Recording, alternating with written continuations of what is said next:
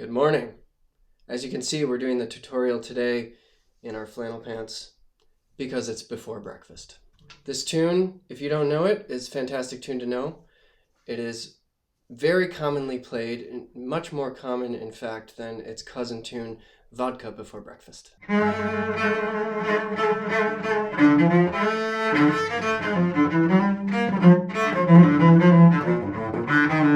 All right, let's play the tune through at a medium tempo, and then for those of you who are just learning it, we'll do a walkthrough of each section.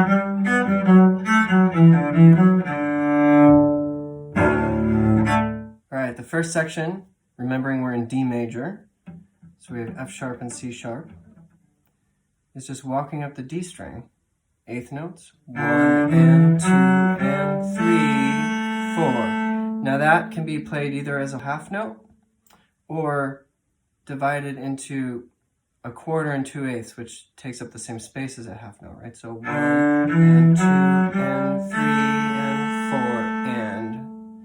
and then we'd go on. Or 1 and 2 and 3, 4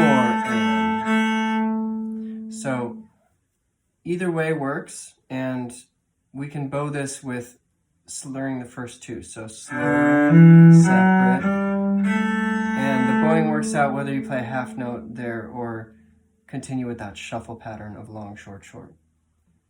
So here we'll do the shuffle and then going on.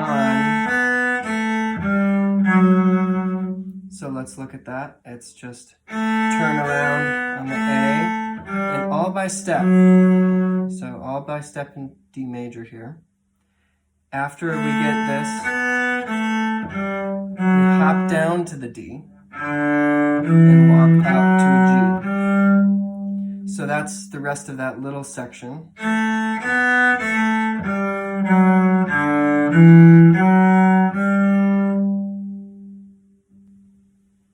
Good, let's put that together. So walking up the D, 3 and 4 and.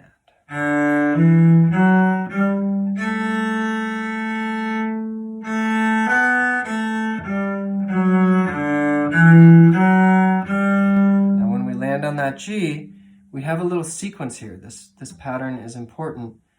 We have quarter and eighths, but we're working in the interval of a third. So we have a G and a B here.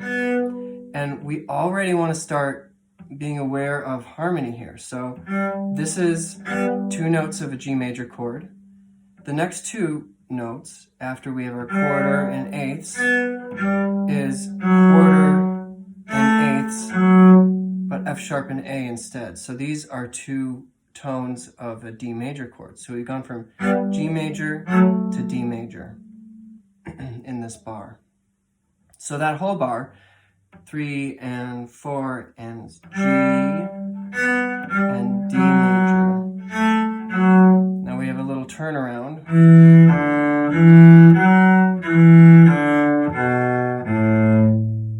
So let's do that again. 3 and 4 and.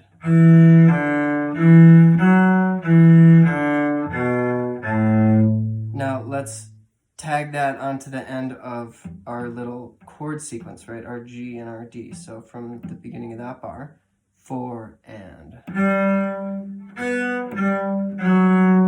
Here's our turnaround. And we go right into the second half of the A. So that that scale starts the first half of the A and the second half of the A. So repeat that. We can add a shuffle pattern here instead of the half note this time. And we have a lot of the same material here. Walk up to the G, same sequence. And very similar turnaround. Just ending on a D instead of going down to the G string. So just practice that last little turnaround there at the end of the A section.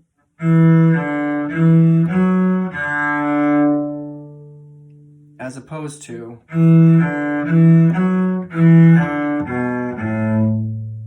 right? So let's put that whole A section together in chunks. So starting from that scale up one more time. 3 and 4 and. Half note. Walking up to the G. Here's our sequence. Our turnaround. Down to the G. And again, walking up.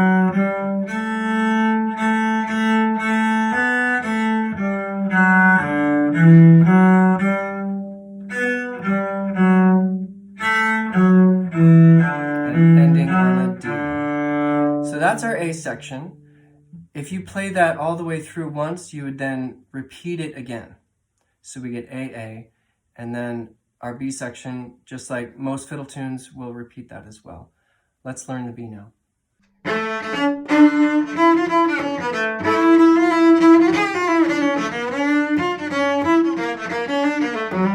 That's enough of that. We're going to start without a pickup at first. Just on beat 1, and we're going to go up the A string here. So 3, 4, and quarters.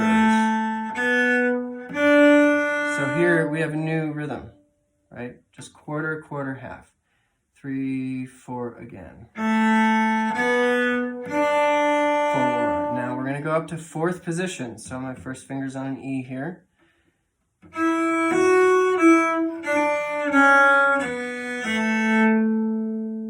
Pay attention to the bowing.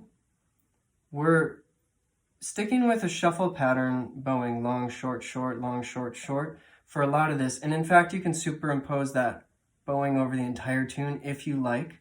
It's good to get the feel of a tune, to do things like that where you just take a bowing and try and fit it over the whole tune. It can end up feeling unmusical and mechanical, so it's not necessarily what I advise when you're performing or playing the tune all of the time, but it's great if you're new to this to get a feel of that pattern, right? So here, with our quarters, right, quarter, quarter, half, if we were gonna superimpose the shuffle pattern over that, we play the same notes, but the different rhythm, right? So long, short, short, long, short, short. So quarter, quarter, half would sound like this.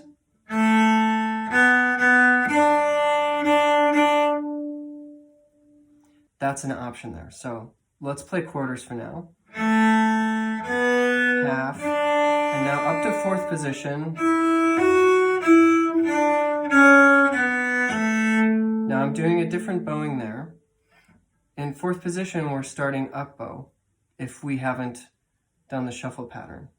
So we have slur, separate, back down to 1st, and then separate and slur.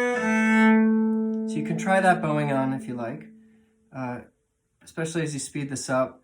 That would work if you're starting up bow on that bar. So just from that 4th position bar again, up bow, slur, 4 and. So let's put that together with our quarters. So 3 and 4 and.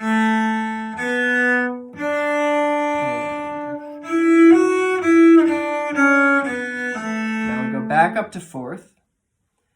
Long, short, short, long.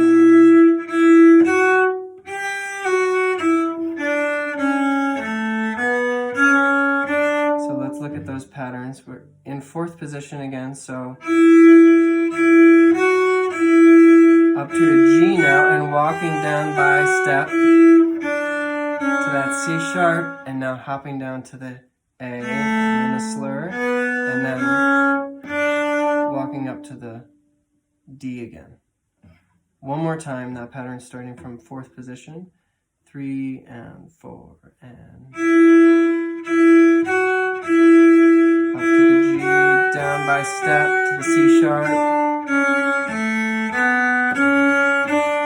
Good. Now, I just ended for the purpose of learning notes here on my pinky, but we want to actually practice shifting to 3rd there because we're going to have to reach an F sharp immediately after this. So let's anticipate that this time. Starting 4th position, 3 and 4 and up to G. Now get ready for the shift to 3rd. Here we're going to be extended to F sharp, and we have a very similar pattern as our G to D here, but we're up on the A string here in 3rd position, so we're playing a 3rd, but we're extended D and F sharp. Same interval pattern. Shift back a half step to a C sharp, and now we're not extended any longer. We have an E under our pinky here, 4th finger, and we're in 2nd position. So we've gone extended 3rd to 2nd. Now we go back down to 1st, and we have this pattern.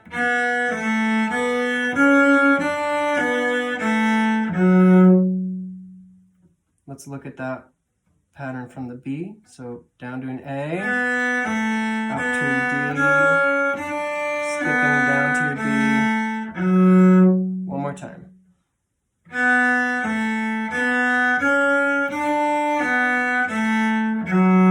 Let's add that onto the sequence from our 3rd position D.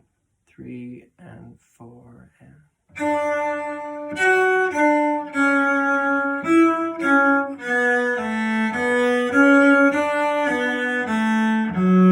And now we're back in familiar territory. We have our G to D chord again. So, and the same ending as our 1st section, our A section. So the exact same ending there from the G.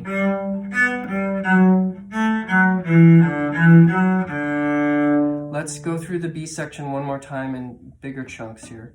So we could add a pickup here. 3, 4, and 1. Let's try that, and then we'll go on shifting up to the 1st time we're up in 4th. 1, 2, 3, pick up. 4,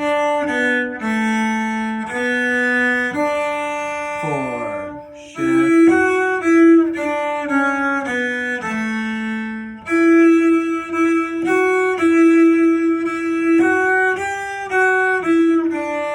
Shift to 3rd.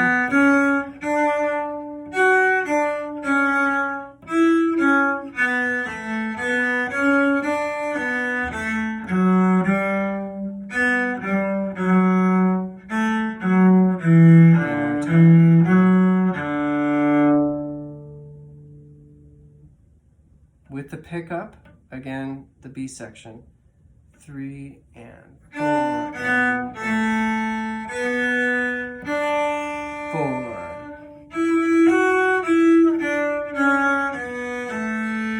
Fourth position.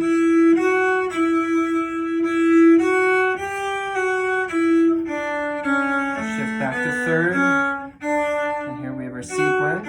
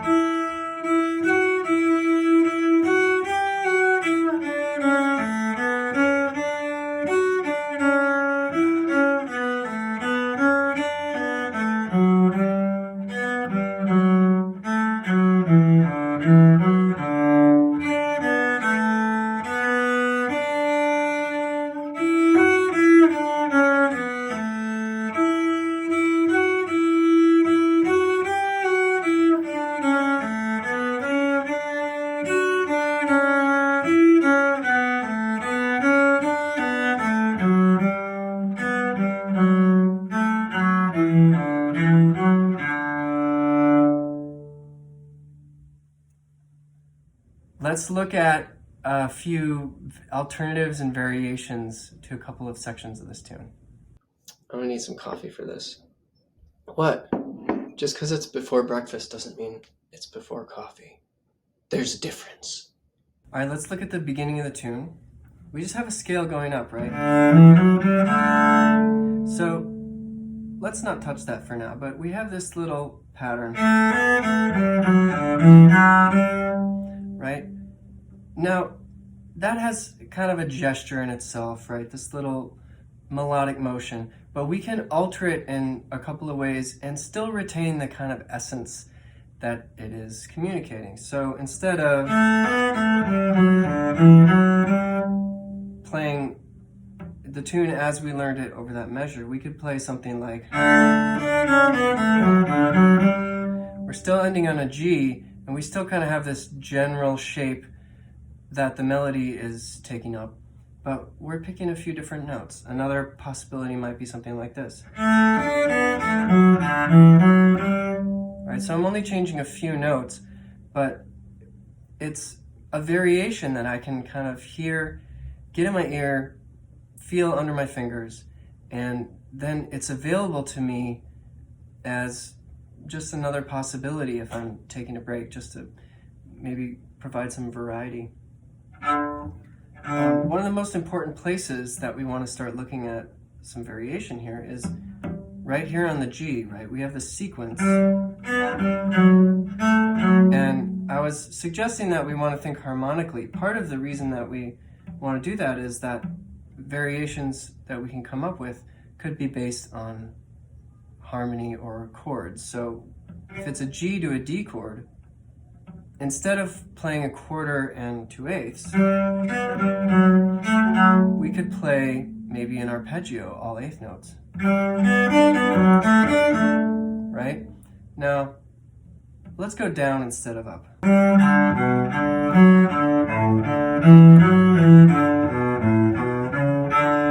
Okay, so that could be one little variation there. One obvious one we haven't talked about yet is just to fill in that space, right? We have a quarter note here, and we're hopping up a third. Well, there's an obvious passing tone we can put in there. So instead of a quarter G, we'd have, we can do the same thing on the D chord. And then we have continuous eighth notes then, and we haven't even really modified the melody at all. So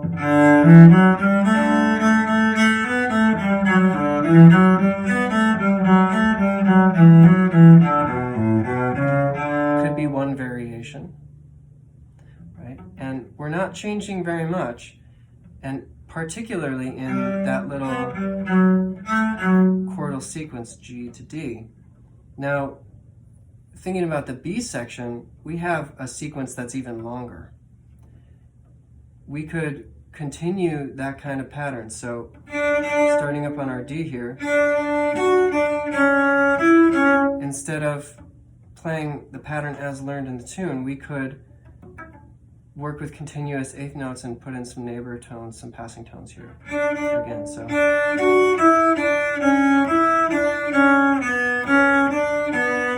that's the cello.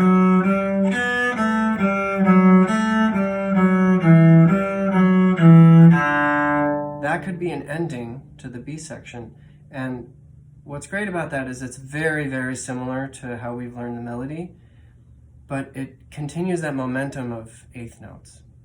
And as soon as you get that pattern under your fingers, you can start to maybe add some of the bluegrassy and bluesy language in here. So instead of, you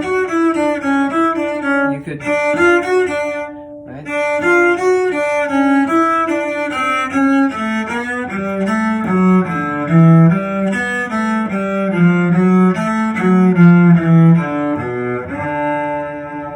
We can discover patterns like that. So here, the first one, instead of having straight D major, we had that bluesy third sliding up into the major third, right? So flat 3 to major 3. We could even do that with the A chord here, right? So this is D chord, then A major, right? So that's centered around C sharp and E, so that's the third and the fifth of the chord here. So if that's sped up, we'd have something like, right? Which is all right. That sounds groovy.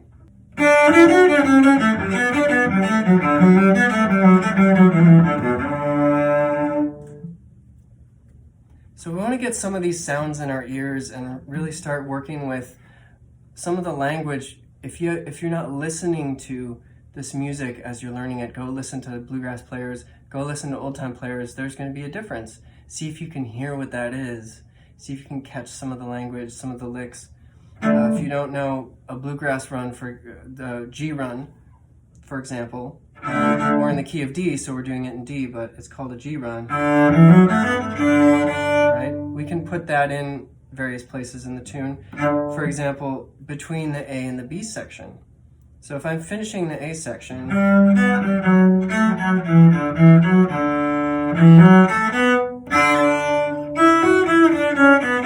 I could put a G run in there as connective tissue between the A and the B, and that sounds really legit and genuine. So getting the language of some of this music in your ear is really crucial to being able to take a break, right, or a solo and be convincing.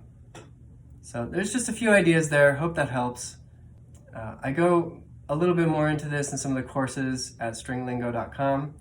So if you're really curious about learning some of this material and learning how to think harmonically on the instrument, then I recommend going and checking out the improv primer there. All right, enjoy. Time for breakfast.